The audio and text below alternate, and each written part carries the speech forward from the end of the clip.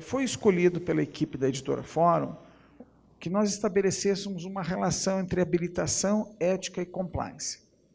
E, ao fazer isso, nós pretendemos trazer alguma coisa que os senhores já sabem, um pouquinho do que os senhores já sabem, mas mostrar uma relação que muitas vezes não é percebida. O primeiro ponto que nós vamos começar, como sempre temos que começar, é com a Constituição Federal. E essa Constituição Federal ela tem dispositivos maravilhosos. Um deles eu refiro aqui, o artigo 37, inciso 21, que sinaliza para nós uma evolução no direito. Porque nós aprendemos nas faculdades que os franceses inventaram a teoria do equilíbrio econômico-financeiro do contrato. E certa vez, fazendo uma palestra fora do meu país, eu fui questionado se nós também adotávamos essa ideia. E eu respondi com alegria, sim, e ainda aperfeiçoamos a tese francesa. Como assim? Nós adotamos no Brasil a teoria do equilíbrio econômico-financeiro da proposta. Porque é o único ato que o empresário pratica ao ser convocado pelo poder público e que externa a sua estrutura de custos. Então, no nosso país, esse é o referencial do equilíbrio econômico-financeiro. E aí uma pessoa me perguntou assim, mas o que pode acontecer entre a proposta e o contrato? Eu pensei em dizer assim, às vezes isso leva 2 anos no Brasil, às vezes nós acordamos com uma outra moeda, tudo pode acontecer. Mas aí, por sorte, eu expliquei, disse, olha, por exemplo, a guerra Irã-Iraque, que alterou de uma hora para outra o preço dos combustíveis no mundo. É o mundo inteiro que deveria adotar a nossa tese, porque é uma evolução do direito.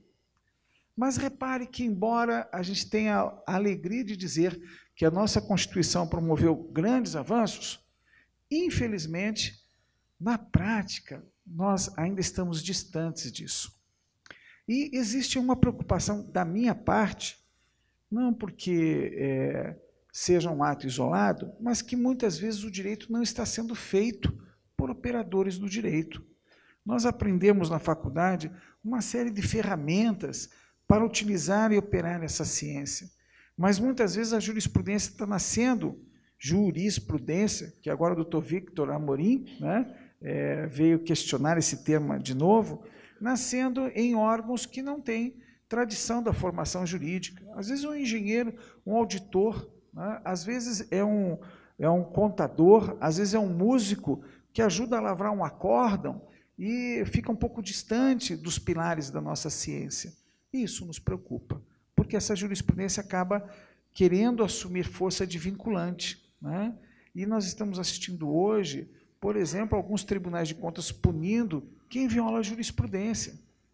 E isso afeta o Estado Democrático de Direito. Sobretudo o Estado Democrático de Direito, mas também e especialmente a visão que nós temos que ter que no Estado Democrático de Direito só a lei vincula. E algumas decisões, agora selecionadas pela Constituição, algumas decisões do Supremo Tribunal Federal também vinculam. Muito bem, colocado isso, a Lei 8666 não oportunizou ainda a integridade desse dispositivo. E vamos sinalizar o que isso nos traz. Eu vou destacar, então, já associando ao tema, poderia falar de grandes avanços da Lei de Licitações, como a obrigação de pagar segundo a ordem cronológica do atesto da fatura, dispositivo que, embora quando violado caracterize crime, jamais foi efetivado no nosso país.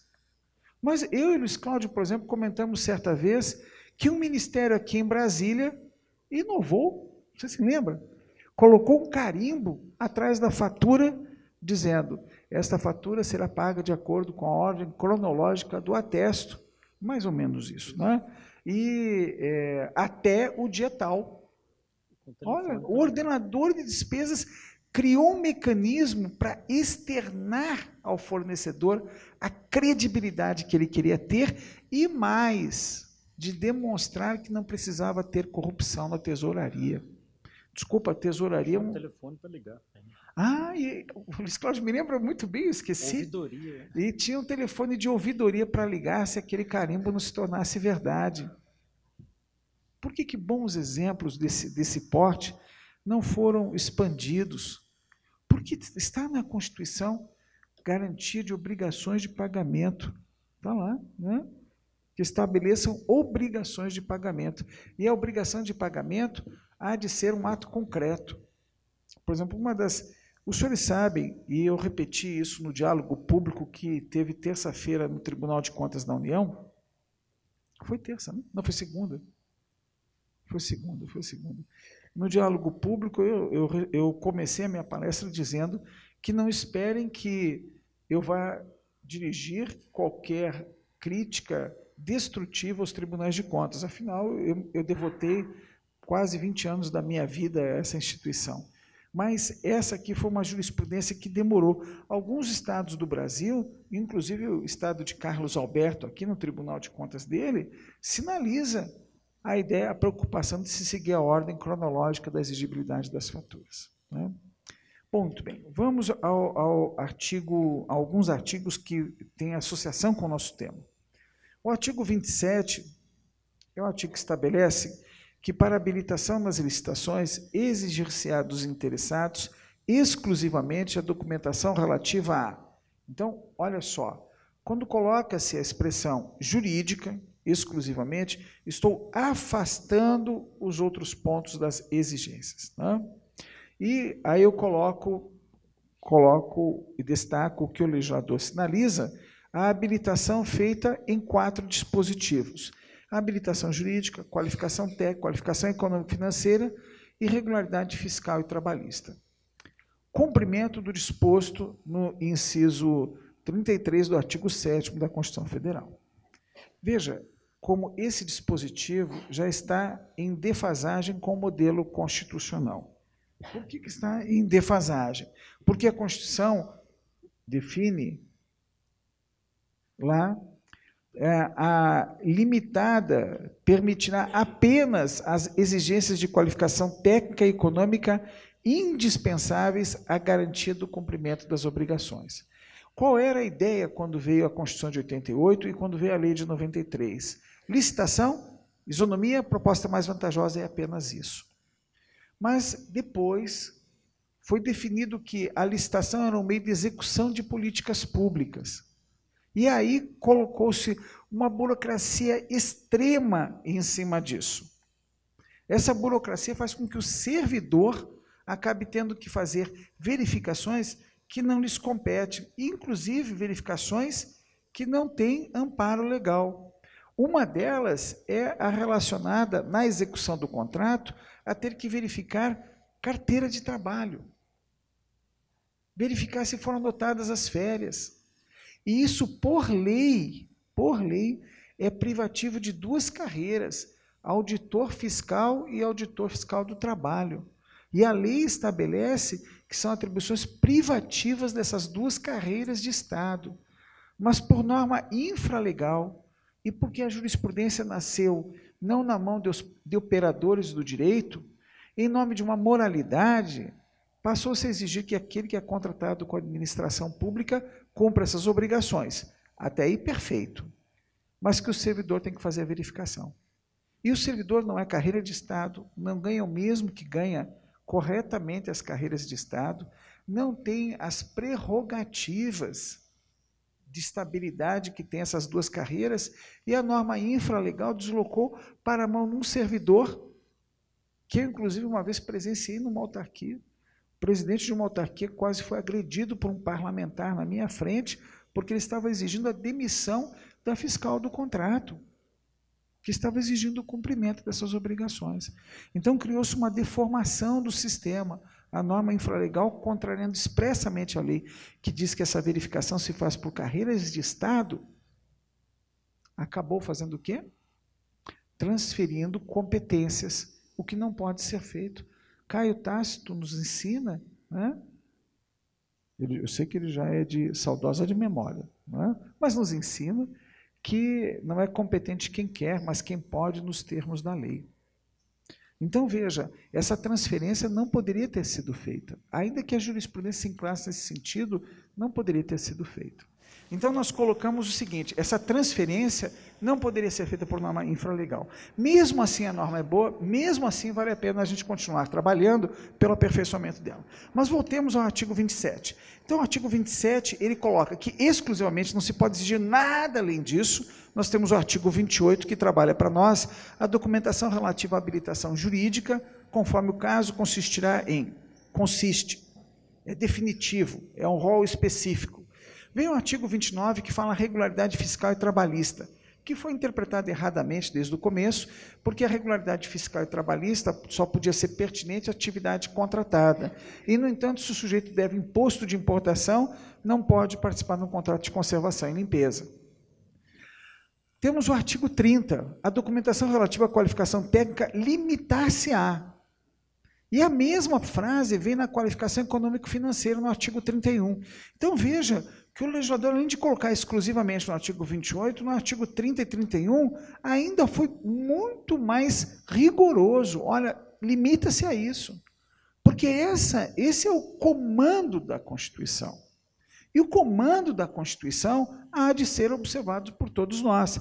É a garantia, a segurança do Estado.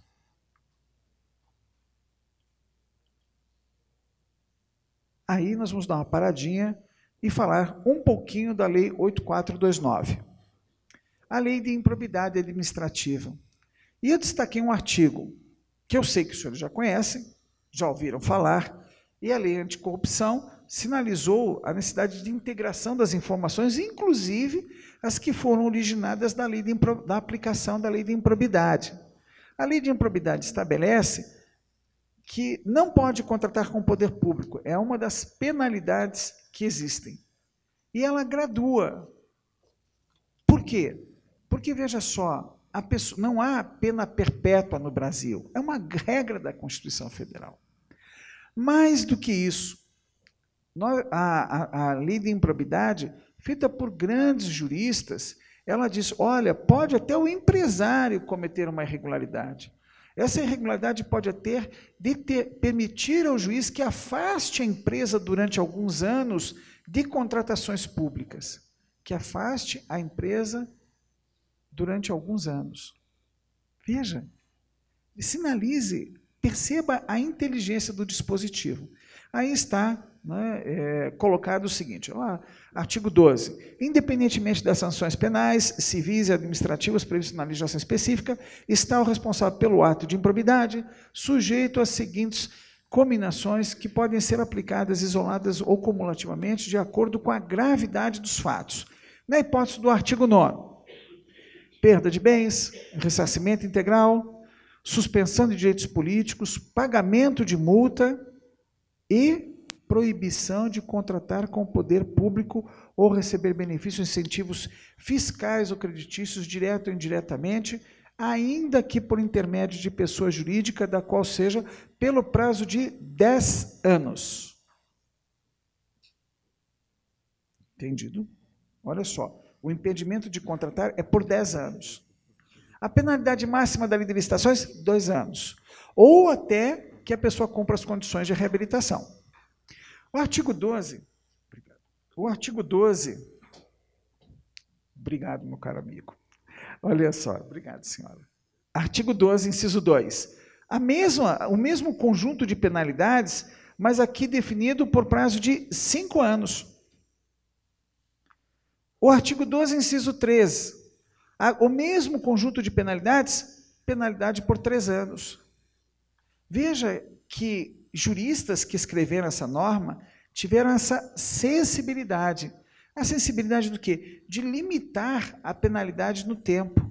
Penalidade muito grave e penalidades médias. E a penalidade aqui aplicada é muito grave. 3 anos sem poder contratar com o poder público, às vezes quebra a empresa, se o serviço dela é só um business público. Tá? Muito bem.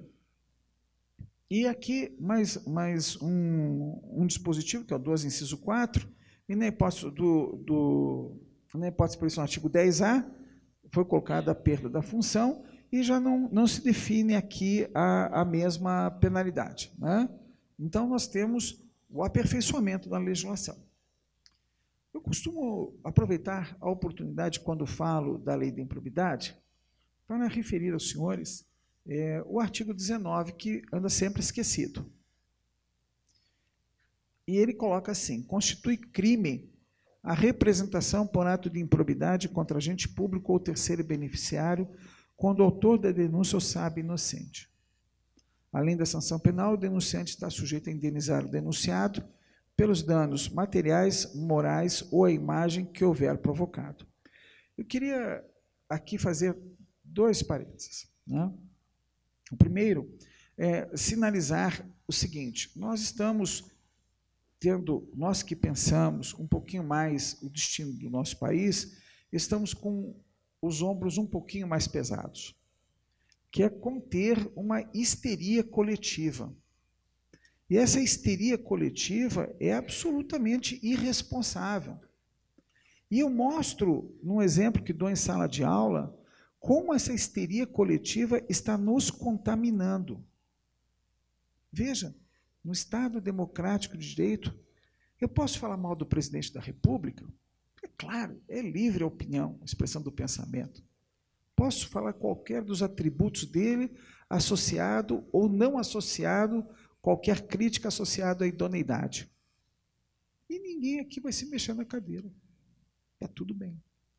Mas se eu fizer o mesmo em relação ao juiz Sérgio Moro, o pessoal, ai, ai, ai, esse palestrante é corrupto. Ou defende corruptos. Perceberam? A reação é... eu não conheço nenhum dos dois de perto. Tive encontro ocasional. Né? Mas perceba que a sociedade está contaminada por uma histeria coletiva. Não estou falando que o presidente é bom ou que o Sérgio Moro é mau. Nada disso.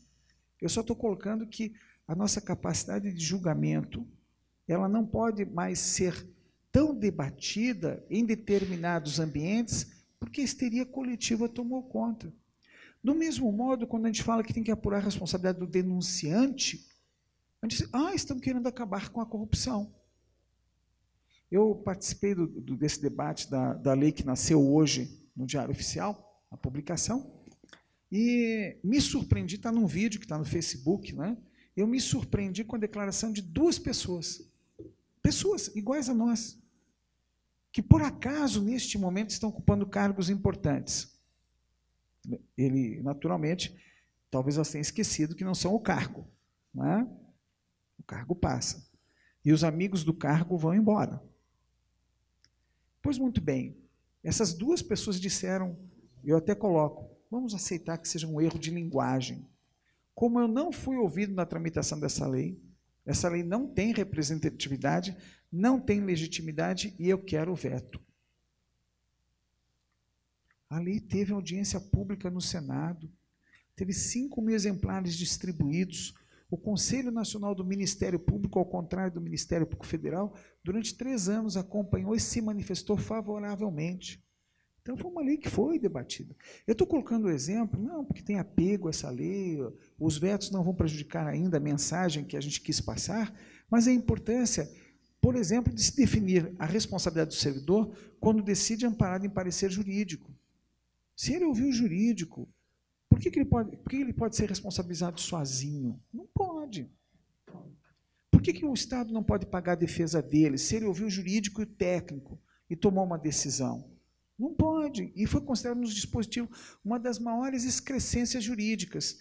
No entanto, as cortes americanas estão ensinando a nós, inclusive o Superior Tribunal de Justiça já está adotando o princípio da deferência.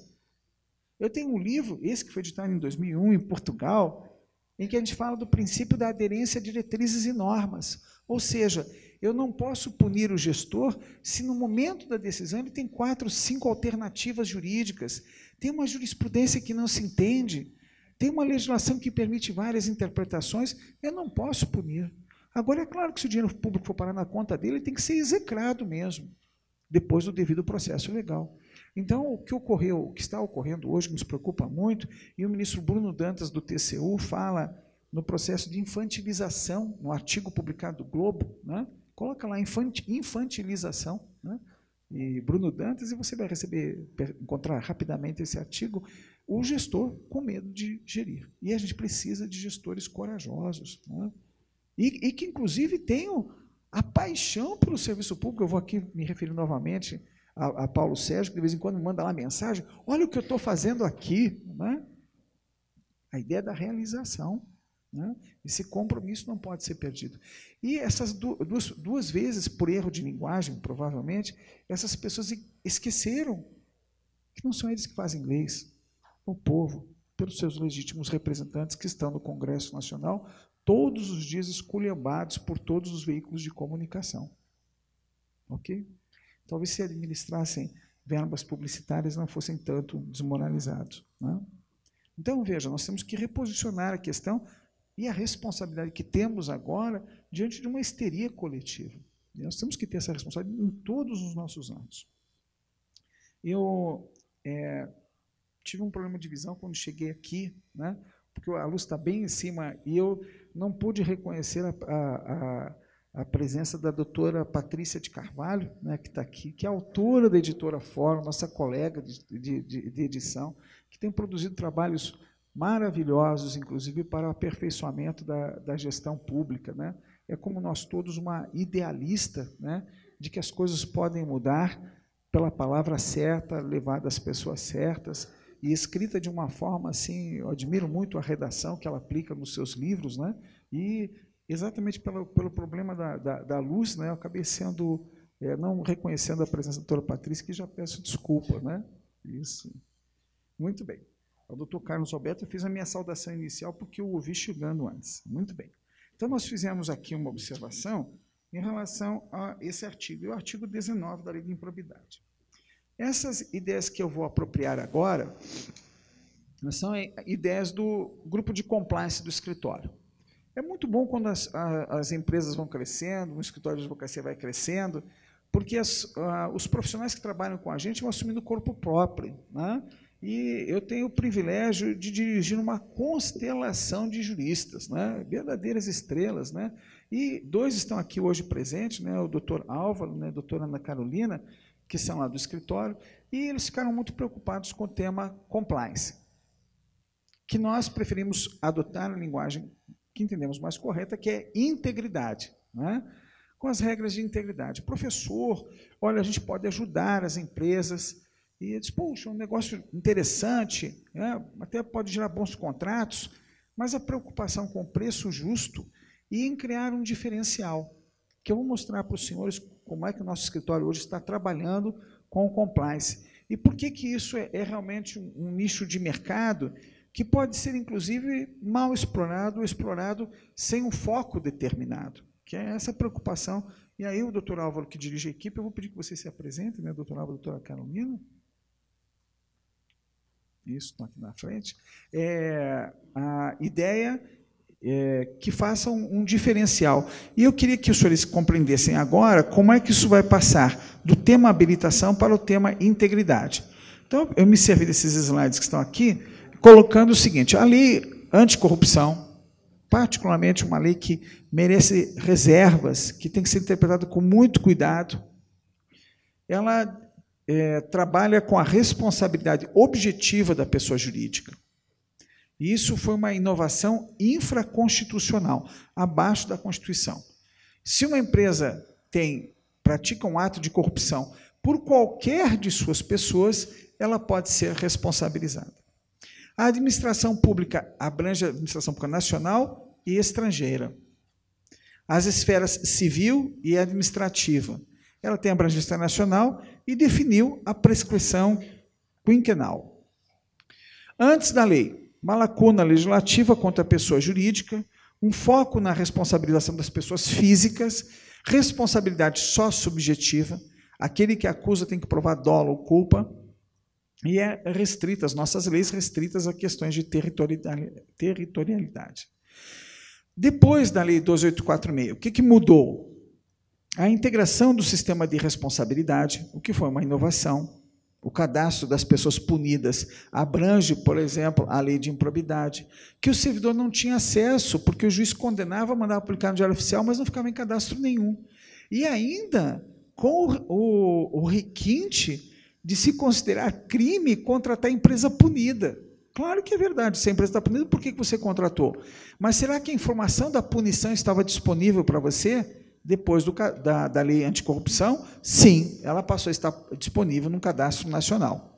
Então, a integração do sistema de responsabilização, foco na responsabilização de pessoa jurídica, não mais da pessoa física, a responsabilidade objetiva e a extraterritorialidade. Bom, embora a lei tenha sido assim cometido algumas graves infrações à teoria vertical da hierarquia das normas, o decreto que regulamentou a Lei 12.846 no governo federal foi um primor, né? Foi um primor, um trabalho da Controladoria Geral da União com a Advocacia Geral da União, e ficou excelente, porque colocou o primeiro freio. Eu estou fazendo uma denúncia, eu não posso pegar essa denúncia e jogar no jornal. Eu tenho que fazer uma análise preliminar e colocar isso em padrões que permitam a verificação e o controle, para que a gente não tenha a decisão tomada num recinto fechado e sem motivação. Então, a lei também estabeleceu o procedimento administrativo, estabeleceu a tipificação dos atos ilícitos, os critérios de dosimetria e uma variedade de sanções.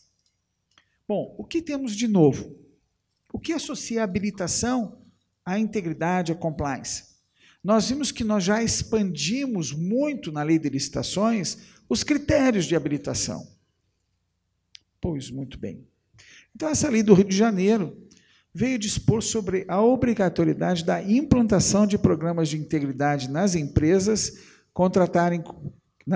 que contratarem com a administração pública do Distrito, desculpa, essa aqui é a lei do Distrito Federal, em todas as esferas de poder e da outras providências.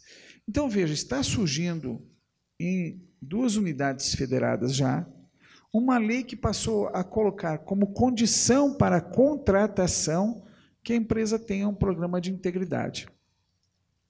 E aí vai todo mundo na mesma direção. Eu acho isso formidável. Puxa, vamos contratar empresas idôneas, empresas que têm um programa de integridade, dá mais tranquilidade ao gestor. Mas não sei se esse é o caminho certo. De novo, nós vamos enfrentar o que nós estamos enfrentando nos últimos 5 anos.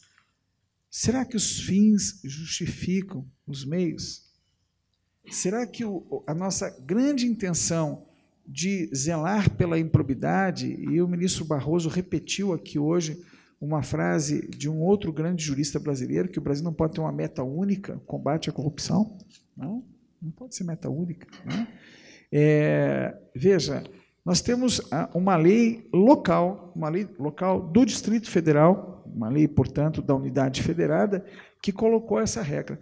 E coloca lá, a empresa que possui o programa de integridade implantado deve apresentar no momento da contratação declaração informando de sua existência nos termos do artigo 7º. Cabe a quem fiscalizar isso? Se não foi regra da habilitação, essa competência ficou na mão do gestor do contrato. Será que o gestor do contrato, o nosso super-herói hoje, que num contrato de terceirização pega todas as carteiras de trabalho e verifica as anotações, verifica todas as licenças, verifica todas as condições de salubridade e periculosidade do ambiente, verifica o pagamento da cesta básica e outros itens do acordo coletivo, será que ele tem condições de analisar um programa de integridade? Ou a qualidade desse programa de integridade? Eu já tenho sugerido há algum tempo, como solução para o cumprimento dessas obrigações, que seja contratada uma pequena empresa para fazer a verificação de carteira de trabalho, cumprimento de outros encargos que não dizem respeito direto ao resultado do contrato e ao objeto do contrato. Essa experiência, por exemplo, o Tribunal de Justiça do Mato Grosso faz isso já há vários anos. Ele contrata uma empresa pequenininha de contabilidade que faz a verificação de todas as carteiras de trabalho, cumprimenta todos os acordos coletivos e dá um relatório fiscal do contrato. Será que a gente vai ter que contratar uma empresa para fazer essa verificação? Aí vem a outra preocupação. Essa é a lei do Rio de Janeiro, que eu me confundi, e que foi no mesmo sentido. Cada uma com o seu valor técnico, legislativo, e cada uma com o seu pecado, também do mesmo modo. A exigência na execução do contrato, certo? Isso. Exigência na execução do contrato. Eu até disse ao doutor Álvaro, à doutora Carolina, que eles estavam mais aptos a cuidar desse tema, Luiz Cláudio, do que eu, né? mas eles fazem a precedência por ordem de idade, eu sou o mais velho no escritório, então eles cedem a precedência a mim, o Estatuto do Idoso. Né? Então, veja, o tema aqui colocado nessa lei, ele tem a mesma ideia que tem no Distrito Federal, embora elas tenham regulamentações específicas. Mas aí tem uma questão que eu disse que me surpreendi com a minha equipe quando eles chegaram e disseram assim, a gente vai fazer a custo módico, um sistema de integridade, um preço justo, mas o nosso diferencial é o selo Proética. Ensinar a empresa a alcançar o selo Proética. O selo Proética não é, e a própria norma que o implementou, não é para dar vantagem na relação do poder público. O selo Proética, e foi instituído de uma forma genial, é para dar transparência ao fato da qualidade do processo de integridade que a empresa adota. Então, ou seja, se eu seguir determinados parâmetros, porque hoje qualquer um pode achar que pode qualificar a integridade, o compliance de uma empresa. Então, o governo federal, através de um órgão específico que nós temos, que é a Controladoria Geral da União, hoje o Ministério da Transparência, criou uma ideia de tornar a transparência e motivar as pessoas a esse sentido. Então, eu coloco o seguinte, você buscar um programa de integridade que não vise alcançar esse objetivo, é como a gente, quando sai da faculdade, né? Faz uma pós-graduação aqui, outra ali, depois na minha terceira, eu disse, caramba, eu estou aprendendo alguma coisa? Fiz 2 que não aprendi nada. Fui até um bom aluno, mas não aprendi muita coisa. Eu vou para o mestrado, porque ali eu tinha um título específico que dizia o meu conhecimento. Né? Não consegui alcançar o doutorado até hoje. Né? Mas, por falta de tempo, determinação... Né? Um dia eu vou receber tanto dinheiro do meu editor que eu posso abandonar o escritório e cuidar desse detalhe. Veja só, mas prestem atenção nesse dispositivo. Se eu tenho lá na frente essa possibilidade de ter um selo Proética, o programa de integridade que eu tenho que contratar, ele tem que dar um material para mim, um resultado concreto. Né? E aí, quando o doutor Álvaro veio com a equipe dele, né, a doutora Ana Carolina e a doutora Cristiana Muraro, que está ausente, dizendo o seguinte, ó, nossa missão é buscar isso. Agora, olha só, o Proética consiste na divulgação anual de uma relação de empresas que adotem voluntariamente medidas de integridade relacionadas à prevenção e ao combate à corrupção, e tem por objetivo fomentar, no âmbito do setor privado, a implementação de medidas, conscientizar empresas sobre esse papel e reconhecer as boas práticas de promoção, reduzir os riscos de ocorrência de fraude, e aí eu destaco o parágrafo 2º. O Proética não é uma certificação e aprovação para integrar a lista anual de empresas o Proética não é uma certificação. E a aprovação para integrar a lista anual de empresas Proética não gera à empresa quaisquer direitos, garantias ou privilégios em suas relações com o setor público. Porque este selo ele vai favorecer o próprio empresário. Ele está dando exemplo aos outros empresários, mas favorece o próprio empresário. Nós temos que ter um esforço, hoje, em separar, colocar estanques determinadas condutas. Um vendedor meu, vamos imaginar, né, um vendedor da editora Fórum vai até um servidor público e diz, olha, compra aqui um boletim. E ele conquista lá uma assinatura. Vamos imaginar, eu não sei como funciona hoje, então estou bem à vontade para falar, que a editora Fórum desse um percentual ao vendedor, como se faz, é uma prática no mercado, e que um percentual disso ele passasse ao agente público. Né? Tomando conhecimento disso, fato sendo público, quebra a editora? Não é possível. Nós temos que ter mecanismos para isolar a conduta do dirigente, milhares de empregos que estão envolvidos, da conduta de um específico que nem pode falar em nome da empresa, só fala juridicamente porque tem uma procuração para ser representante. E nós não podemos avaliar o caráter de todos, não temos como fazer isso. Eu costumo dizer, eu passei em 3 ou 4 concursos públicos na minha vida, fui juiz, Ministério Público, conselheiro, e não vi nenhuma vez me perguntar, o senhor é ético? O senhor não tem uma deformação moral grave? Nunca me perguntaram.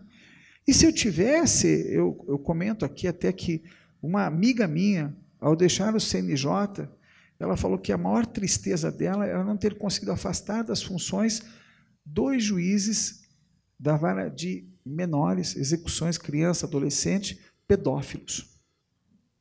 Foi a maior tristeza. Ela falou assim, eu falei assim, puxa, você está deixando o cargo, você vai fazer tanta falta aqui. E ela comentou isso na presença de uma advogada nossa, a doutora Ana Carolina, né? Isso é a maior tristeza dela, está deixando o cargo, não conseguiu dar combate a um...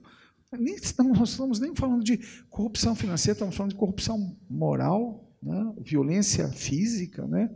Então, nós temos que conseguir, por causa disso o judiciário não presta? Não. Nós continuamos confiando nossas demandas ao judiciário. Eu me lembro até um servidor do TCU falou assim, Jacobi, você vai recorrer de novo? Eu disse, de novo? Eu continuo acreditando no Tribunal de Contas, olha que coisa. Eu podia atravessar a rua e ir para o judiciário, mas enquanto eu achar que tem chance de fazer vocês mudarem de ideia, eu vou estar aqui batendo na porta, os advogados estão batendo na porta, marcando audiência, enchendo a sua paciência. Você desculpa por isso, viu? O recado está dado. Né? Então, é a mesma coisa no combate à corrupção da gente parar para pensar. Nós queremos a sobrevivência das empresas. Ah, mas é a própria alta direção. Espera aí, uma empresa SA, esse sujeito pode ir para a cadeia, mas a empresa sobrevive. A empresa tem que escolher entre retirar o seu dirigente máximo e continuar viva e gerando empregos. Essa posição lá fora já fazem. Lá fora já fazem. Estão combatendo melhor. Tá? Muito bem. A palestra vai até às 14h30? Então, vou continuar mais um pouco. Né? O que eu fiz agora? Já estamos encerrando, em pouco mais de 5 minutos encerramos. Veja, e encerraremos até mais cedo. O que foi que nós colocamos aqui? Nós colocamos a Constituição da República Federativa do Brasil. No artigo 5º, algumas garantias constitucionais.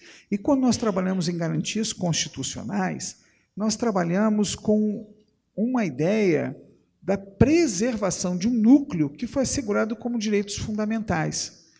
Os direitos fundamentais nasceram na necessidade de resistir, inclusive, ao poder de Estado. Mas agora também a garantia ela se faz na sua plenitude na medida em que nós conseguimos separar a conduta das pessoas da tipificação prevista como crime e como regras de integridade. Então, algumas lá, é livre a manifestação do pensamento, mas não é esculhambação geral, não. Porque no inciso seguinte está lá colocado, é assegurado o direito de resposta proporcional ao agravo, além da indenização por dano material, moral ou à imagem. Eu passei por uma cena muito interessante na minha vida e tive que buscar o aconselhamento de um amigo, uma pessoa mais velha. Eu recebi uma repórter. Ah, o senhor fez tal peça? Eu estava no Ministério Público. Sim, senhora, fiz. Disse, o senhor me dá uma entrevista? Eu disse, olha, é bom a gente comunicar esse caso à sociedade. Não tinha nada específico com nome de pessoas, estava agindo no meu dever, disse, nem precisa tanto. Mas eu quero muito uma entrevista com o senhor. Eu disse, tá bom. Eu disse, você me permite gravar? Eu disse, eu ia pedir a mesma coisa. E aí eu me levantei, fui à mesa e peguei um gravador. E ela pegou um gravador da mesma marca e modelo. Gravador a pilha, aquele com fita. Né? Eu sou do tempo da máquina de escrever, mimeógrafo, não leva mal. Né? Então, ligamos os dois juntos. Vamos ligar? Vamos ligar. E aí começamos. Tá. Dei a entrevista. Quando terminou a entrevista, até logo, tchau, tchau. No dia seguinte, eu cheguei no local onde trabalhava e vários servidores. Professor, a gente vai ter que fazer uma manifestação contra a sua declaração no jornal. Trata-se de uma posição que o sindicato tem que adotar? Eu disse, peraí. Não tem motivo para isso. O senhor não viu no jornal hoje? Eu disse, não vi no jornal hoje. Eu começo lendo o Diário Oficial, né? E mandando o resumo para a editora Fórum mandar para vocês. Né? Então, infelizmente, obrigado. Infelizmente, eu não li o jornal hoje, desculpe. Cumpri a lei. Eu não posso alegar desconhecer a lei. Né? A lei de hoje é 13.654. Né? E já está lá no seu informativo desde as 9h da manhã para todos os seus leitores. Eu disse, não li. Eu disse, olha, está aqui falando que o senhor disse que a gente não tem competência para fazer isso. Eu disse, bom, a palavra competência juridicamente é outra coisa. mas eu sei que ela foi empregada. E está entre aspas, professor. Eu disse, não, peraí, a frase está as duas palavras estão em 3 linhas, no meio lá. Vocês selecionaram 2 palavrinhas. Mas eu não disse isso. Eu tenho certeza que eu não disse isso. E eu tenho uma fita. Quem quiser ouvir pode subir comigo agora. Eu gravei. E aí, quando... Aí os servidores... Não, professor, a gente acredita. Bastava o senhor dizer que não falou. Não tem manifestação nenhuma. A gente acredita no senhor, professor. Então, obrigado. E aí eu fui e disse, caramba, o que eu faço? É assegurado o direito de resposta. Para quem que eu vou dizer isso? Aí liguei para um amigo meu, já falecido, uma das 5 pessoas a quem eu devo conselhos na minha vida. Meu pai, minha mãe, esse sujeito, mais 2. E os 5 já morreram. Né? Então, eu falei, olha, o que eu faço? Pô, está na Constituição, cara. O cara coloca no jornal, é irresponsável. Vou entrar com ação. Eu disse, não, Jacobi. Vá lá, atravesse a rua, vá ao Correio Brasiliense. Diga quem você é e o que você quer. Olho no olho. Sem chão. E fui recebido por um sujeito chamado Paulo Cabral, que também já morreu. Paulo Cabral me recebeu e disse, olha, a Constituição diz isso, eu recebi, eu gravei, está aqui. Ela tem um gravador igual ao meu, ela também gravou. Tá lá. Essa frase não está na gravação. E eu só tenho uma prova disso, é essa fita que estou lhe dando de presente. Porque eu acredito que o senhor vai mudar isso. Sabe o que ele disse? Nós estamos nos conhecendo agora. O senhor não me conhece. Eu disse, é verdade. Até o pôr do sol desse dia, eu vou ouvir essa fita. Se não tiver essa palavra entre aspas, essa repórter vai ser demitida. Eu disse, tá bom, muito obrigado. Quando eu estava na porta, e amanhã a gente vai colocar erramos no jornal. Aquela coluninha pequenininha, 2 letrinhas, Times New Roman, tamanho 2, né? Mas sai, valeu. Aí disse, pô, saí de lá, disse, caramba, que jornalista, mais de 50 anos de jornalismo. É o cara. No dia seguinte estava, erramos, a moça foi demitida. Entrou num outro jornal e fez outra matéria me esculhambando. Tá? Essa eu consegui ganhar na justiça, indenização moral, porque não tinha jeito nem de falar com o jornal. Mas aí, veja, a lição para mim ficou. Né? Tem gente em todos os lados que acredita no que está aqui e que pode ajudar a mudar. É livre a expressão da atividade intelectual. O Estado não pode regulamentar tanto a nossa vida. São invioláveis a intimidade, a casa é inviolável. O Estado promove, na forma da lei, a defesa do consumidor. Todos têm direito a receber dos órgãos públicos informações do seu interesse particular ou de interesse coletivo. Esses dias eu fui num órgão público, fila, é dano moral, né? Decreto 1171. Agora, Luiz Cláudio, me responda, quem é que vai colocar o número no Código de Ética do Servidor Público Federal e coloca 1171? É o número do Código de Ética, você acredita? Eu uso essa mnemônica, meus alunos nunca mais esquecem, 1171 de 94.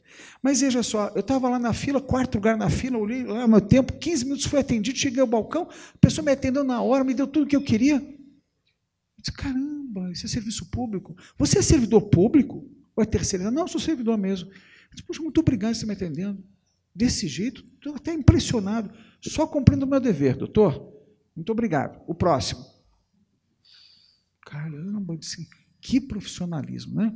São a todos assegurados, independente do pagamento de taxa, direito de petição, obtenção de certidões, a lei não exclui da apreciação do Poder Judiciário lesão ameaça a direito, a lei não prejudica o direito adquirido, o ato jurídico perfeito e a coisa julgada, mas de vez em quando mandam desfazer contrato encerrado, pagar superfaturamento de contrato encerrado quando o sujeito apresentou a proposta. Não haverá juízo ou tribunal de sessão, nenhuma pena passará da pessoa do condenado. Será que a lei anticorrupção observou isso? A gente condena todo mundo? Eu tive um amigo que trabalha em tribunal, se aposentou, precocemente, inclusive. Ele ligou um dia para mim, Jacobi, tomada de conta especial, você escreveu no seu livro, se tiver multa ou dano e eu não conseguir comprovar que a família se locupletou, ela encerra, é arquivada. Eu disse, a multa morre com o sujeito, vai junto com o caixão, cara. E o dano ao erário, se você não consegue provar que entrou no patrimônio dele, o dano ao erário é uma compra superfaturada, mas o sujeito não teve nenhum aumento de receita, e você pode, hoje em dia, até quebrar o sigilo fiscal, o Tribunal de Contas pode quebrar o sigilo fiscal. Eu disse, caramba, se você não consegue fazer isso, como é que você vai atrás dos outros? Pô, Jacobi, você tem que rever sua posição. Só porque morreu acaba a multa? Eu disse, só porque morreu. É o ponto final da vida, cara. Só. Eu disse, cara, é só, não, cara, acabou. Quando eu morrer, as minhas multas, até as multas de trânsito, vão embora. Né? Meus filhos vão poder alienar o carro sem ônus, né? Coisa maravilhosa. Né? E aqui ainda continua, a lei regulará a individualização da pena. Será que estamos trabalhando nisso? Ou será que a gente pega a pessoa jurídica e vai lá, coloca um rótulo e ela tem que acabar?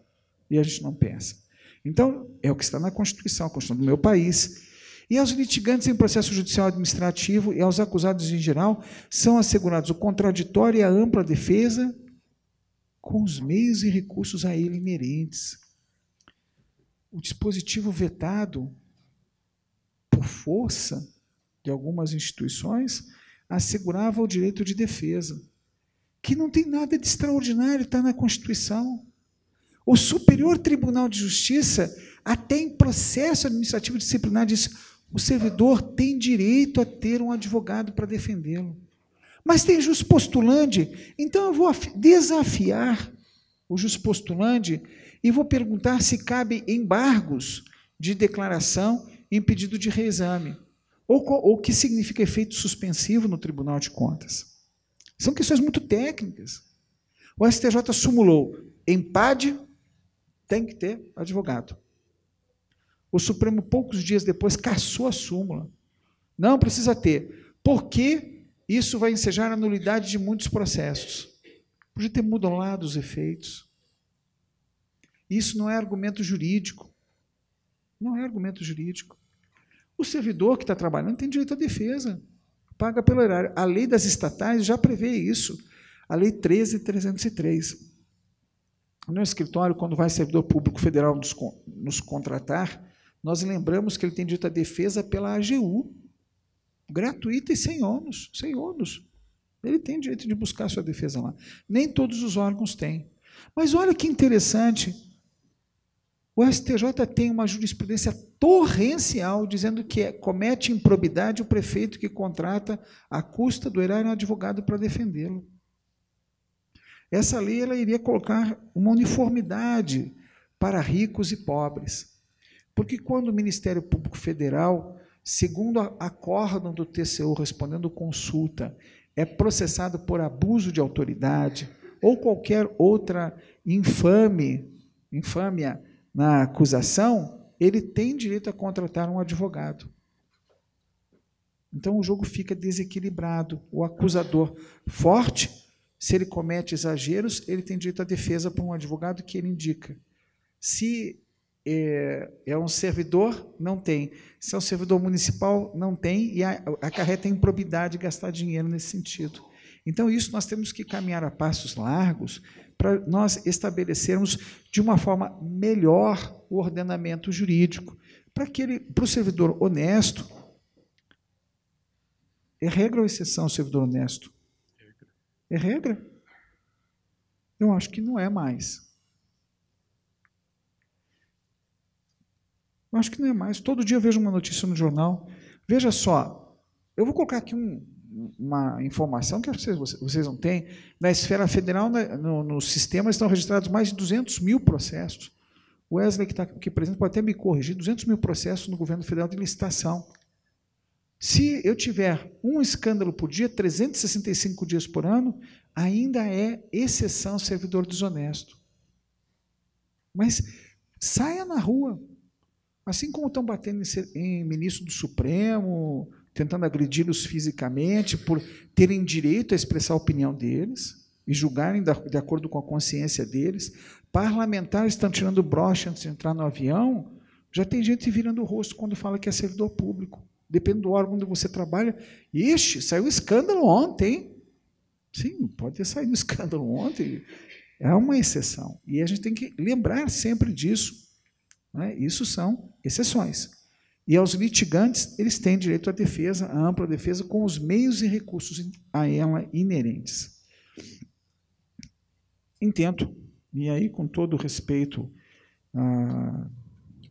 aos que pensam diferente, entendo que a responsabilidade objetiva não podia ter nascido por lei, porque na Constituição Federal, a responsabilidade objetiva só existe no Brasil num caso, que é dano nuclear. Só. Os outros casos são temperamentos dessa forma e, portanto, a lei não poderia estabelecer isso. Infelizmente, estabeleceu, mas o decreto melhorou muito a aplicação da lei e nós temos um horizonte novamente maravilhoso a cumprir. Eu queria dizer que, com o apoio do meu amigo, Luiz Cláudio, nós estamos todos os dias apresentando informativo Fórum Jacobi, né, e o resumo do Diário Oficial da União por WhatsApp, além do canal lá do YouTube, né, que você pode acessar todos os dias, que nós acordamos um pouquinho mais cedo, lemos o Diário Oficial da União, separamos o que é importante para o servidor público, ou uma boa prática para você, e ela fica disponível todos os dias, perto das 9 horas da manhã, às vezes um pouquinho mais tarde, né? A gente tem que acordar um pouquinho mais cedo, mas nós acreditamos, eu e o Luiz Cláudio, que o sol nasce para todos. Alguns apenas preferem dormir até mais tarde, tá bom? Bom dia a todos, muito obrigado.